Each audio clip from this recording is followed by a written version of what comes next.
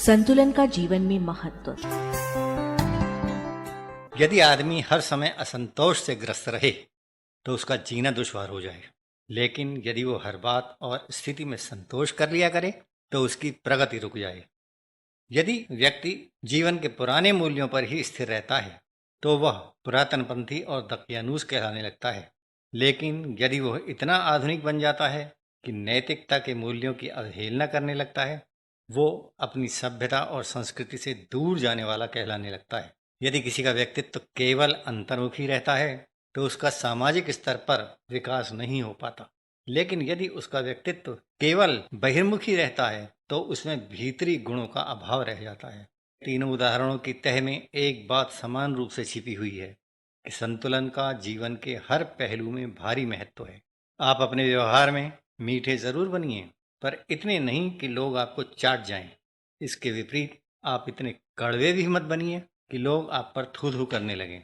लचीला होना अच्छा है, पर इतना नहीं कि रीढ़ की हड्डी ही समाप्त हो जाए। इसी प्रकार कड़ा होना भी अच्छा है, पर इतना नहीं कि मुड़ते ही टूट जाना जरूरी हो। स्थायित्व का अर्थ एक ओर स्थिरता है तो दूसरी ओर जड़ता है। इसी प्रकार अस्थायित्व का अर्थ एक ओर डांवाडोल स्थिति है तो दूसरी ओर परिवर्तन और प्रगति है। जीवन में संतुलन के लिए आप जितना महत्व आदर्श को दें, उतना ही यथार्थ को भी दीजिए। जितनी बातें सिद्धांत और विचार की करें, उतनी ही अभ्यास और आचार की भी करें। जितना प्रेम करें, उतना ही कर्तव्य भी निभाएं। जितनी स्वतंत्रता की कामना करें, उतना ही अनुशासन का भी पालन करें। और जितना पचा सकें उतना ही खाएं। न जरूरत से ज्यादा पेट भरें और न भूखे रहें। यदि आप केवल स्वार्थ की बातें करते हैं तो आपका स्तर हल्का कहा जाएगा। इसी प्रकार यदि आप केवल परमार्थ की बातें करेंगे तो आप सांसारिक नहीं रह जाएंगे। आदमी को यदि श्रम करना आवश्यक है तो उसे आराम करना भी आवश्यक है। उसे शक्तिवर्धन के लिए अम्लकारी वस्तुएं भी खाना उतना ही आवश्यक। 24 घंटे अध्ययन करना किसी समझदार ने कभी नहीं बताया।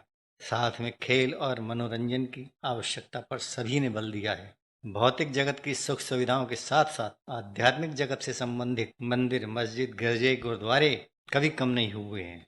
बच्चों को सही शिक्षा देने के लिए नरमी के साथ साथ नियम पालन की सख्ती की भी आवश्यकता पड़ा करती है। गांधी जी कहते थे कि गुस्सा करना नहीं चाहिए, लेकिन करना आना जरूर चाहिए। कोमलता और उदारता का अस्तित्व ही तब है जब दृढ़ता और अनुदारता भी विद्यमान हो। न्यायाधीश औचित्य और अनौचित्य को देखते हुए अपने निर्णयों में अत्यंत कठोर भी होता है और अत्यंत नम्र भी। आदमी को व्यक्तिवादी और समाजवादी दोनों ही होने की जरूरत है, क्योंकि यदि वो केवल व्यक्तिवादी रहा तो उसमें स्वार्थपरक असामाजिकता आ जाएगी, और यदि वो केवल सामाजिक हो गया तो उसका व्यक्तिगत जीवन समाप्त प्राय हो जाएगा। भावुकता और बुद्धिवादिता के बीच भी संतुलन रखने की आवश्यकता है, क्योंकि केवल भावुक व्यक्ति घुट घुट कर मर जाएगा और केवल बुद्धिवादी व्यक्ति मशीन होकर रह जाएगा। कामायनी की श्रद्धा और इड़ा इसी संतुलन का संदेश दे रही है। सार्थक जीवन चक्र की हर दिशा में व्याप्त संतुलन के लिए एक उदाहरण और प्रस्तुत है कि आप अपनी इच्छाएं पूरी भी कीजिए और छांट छांट कर अधूरी भी छोड़िए, क्योंकि किसी भी व्यक्ति की सारी इच्छाएं कभी पूरी नहीं हुआ करती। ये समझ लीजिए कि यदि आपकी सब इच्छाएं पूरी हो गईं तो आप जीवित नहीं हैं, और यदि आपकी सब इच्छाएं अधूरी हैं तो आप अभी पैदा नहीं हुए हैं। डॉक्टर रमेश चंद्र मेहरोत्रा की पुस्तक सच बड़ा सच संपूर्ण सच का ऑडियो रूपांतरण अरपा रेडियो के लिए